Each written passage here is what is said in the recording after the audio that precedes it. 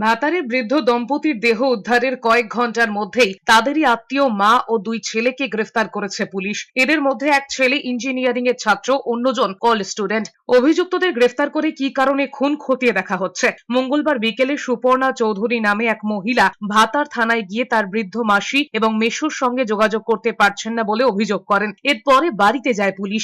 ডাকাডাকি করেও দরজা না খোলায় তালা ভেঙে ভেতরে ঢোকে পুলিশ। দেখা যায় ঘরের মধ্যে পড়ে রয়েছে 70 ঊর্ধ্ব অভিজিৎ যশ এবং তার স্ত্রী ছবি যশ। নিঃসন্তান দম্পতি বাড়িতে একাই থাকতেন। অভিযোগকারিণী সুপর্ণা চৌধুরী পুলিশকে জানায় ওই দম্পতির সঙ্গে তাদের এক আত্মীয় মহুয়া সামন্ত দীর্ঘদিনের বিবাদ। সেই সূত্রেই প্রথম মহুয়াকে আটক করে পুলিশ। জেরায় মহুয়া সামন্ত খুনের কথা স্বীকার করেন। জানায় তিনি তার দুই পুত্র মিলে বৃদ্ধ দম্পতিকে খুন করেছে। জেরায় মহুয়া সামন্ত জানিয়েছেন তাদের সঙ্গে সম্পত্তি নিয়ে বিবাদ চলছিল। সেই আক্রোশেই তার দিয়ে দুজনকে শ্বাসরোধ করে খুন করা হয়। মৃত্যু নিশ্চিত হওয়ার পর ঘরের মূল্যবান সামগ্রী নিয়ে চম্পট দেন। ঘটনার রিপোর্ট যখন হয়েছে থানায়, তার 3 ঘন্টার মধ্যে আমরা ফার্স্ট অ্যারেস্ট করি।